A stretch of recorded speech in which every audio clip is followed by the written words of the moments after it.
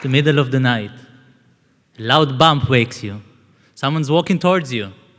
They're clumsy, they're knocking into furniture, but they're persistent. You hear a low moaning. It's probably a zombie. Unfortunately, I could not get my zombie research funding approved by the NSF, so we're going to be talking about sleepwalking instead, somnambulism. But I assure you that what you're going to learn in the next 5 minutes is going to turn upside down everything you think you know about sleepwalking. Though judging by the looks in the crowd, it's not a lot. So let's jump right into it. What is sleepwalking? Well, sleepwalking, as you can see in the picture, is when a blonde woman stands up and a knife magically appears in her hand. But it can happen to other people as well, causing them to stand up in the middle of the night. People can perform very complex actions, like even driving a car. People have no memory of the sleepwalking episodes when they wake up. Of course, the cases that really capture our imaginations are when sleepwalking turns violent. One of the first cases we know from a book by physician John Johnston, telling the story of a Parisian man who stood up in the middle of the night, grabbed his sword, walked across town, swam across the Seine, went to his rival's house, stabbed his rival in the heart, got back home, and most miraculously of all, was found by the courts to be innocent because of sleepwalking. Now, maybe this tells you a bit more about French lawyers than about French psychiatrists. But you see that this is a mysterious phenomenon that people struggle to explain throughout the ages. So how did they explain it? Well, everybody explained it by the things they saw around them. People in the ancient world saw gods and demons everywhere. Of course, they attributed sleepwalking to demonic possession. Phrenologists thought it was competing organs in the head. The Freudians of the early 20th century saw penises everywhere. So, of course, they attributed it to suppressed sexual wishes. But a consensus formed around the middle of the 20th century that sleepwalkers are probably acting out their dream, and it was classified as a psychiatric disorder of arousal.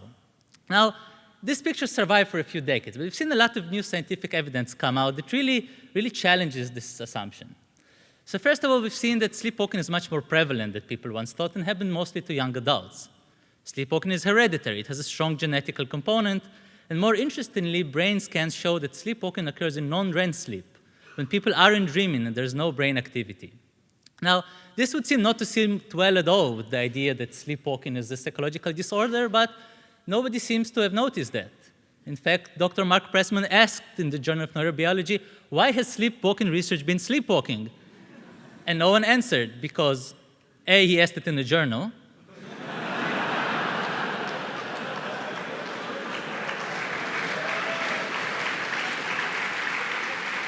and also, everybody was just embarrassed that they couldn't figure this out.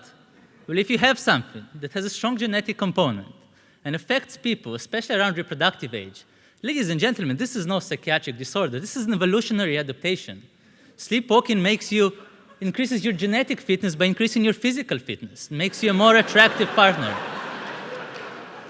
Now, before we go to demonstrate that, I want to show this picture. Now, you might think this picture, called The Sleepwalker, is a good illustration of sleepwalking, but I think it's more of an illustration of an artist giving his painting a dramatic title to make it sell for more money. Because this is not how sleepwalkers look like at all. Sleepwalkers look like this. So, 3 obvious ways why you can tell that this is a picture. It's a rock painting from Namibia. It's a painting of sleepwalkers. First of all, they're obviously on the move, but their gait and their stance looks very unnatural. Of course, they're not shown with their eyes open, showing that the artist clearly intended to show us that they're asleep. Third, you see the main characteristic of sleepwalking, which is they're holding sharp blades in their hands. So, the sleepwalking mutation first occurred in Homo erectus, who lived about 1 to 2 million years ago and practiced persistence hunting. Now, what's persistent hunting? Chasing an antelope across the savannah for hours, maybe even days. Now, like most normal jobs that we do now, and I work in finance, persistent hunting doesn't require any brain activity at all to do. In fact, it's much easier to do it when you're asleep and you just stab whichever live animal you come up to. Now, also, I don't know how many people here think they can chase an antelope for days across the savannah. This requires incredible endurance. And there are literally not enough hours in the day to get in such good shape. You really need to practice running throughout the night. This also sent a strong signal to your entire tribe, because Everybody saw that the sleepwalkers are so committed to practice and are in such great physical shape, they would make excellent providers and excellent mates.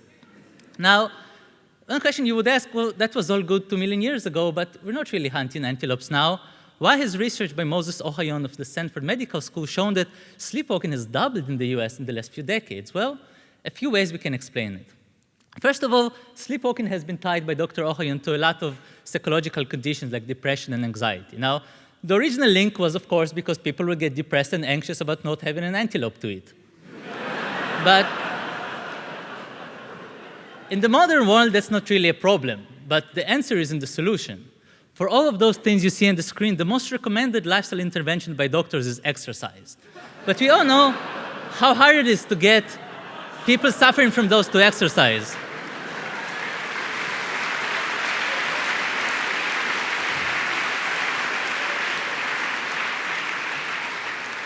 Just imagine your body activating its long-lost mechanism to get you some physical training at night, and even better, you don't remember any of this. So maybe you'll be motivated to go to the gym in the day as well.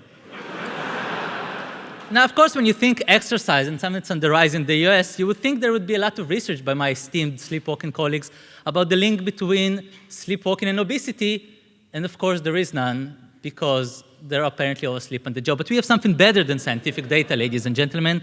We have Google Ngram. And Google Ngram, this is the actual graph. When you look at, this is not the absolute number. This is the relative prevalence of the words sleepwalking and overweight in English print media. And we see that as obesity has been on the rise in the US around the 50s and the 70s, so has sleepwalking matched at almost 1-to-1, providing incontrovertible evidence that our bodies start sleepwalking more and getting us to exercise just when we need it the most.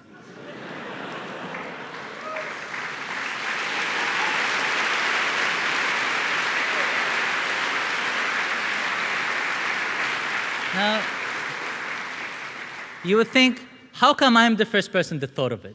Why haven't people noticed this completely obvious explanation before? Well, it's part of the conspiracy, ladies and gentlemen. The conspiracy to make everything a disorder, the conspiracy to medicate us. These are the 3 most common drugs prescribed for sleepwalking. It's antidepressant, antipsychotic. Ladies and gentlemen, if you see a loved one sleepwalking, don't give them drugs. Get them a gym membership. Even better, just let them go outside. Maybe they'll hunt one of those murderous deers. Thank you.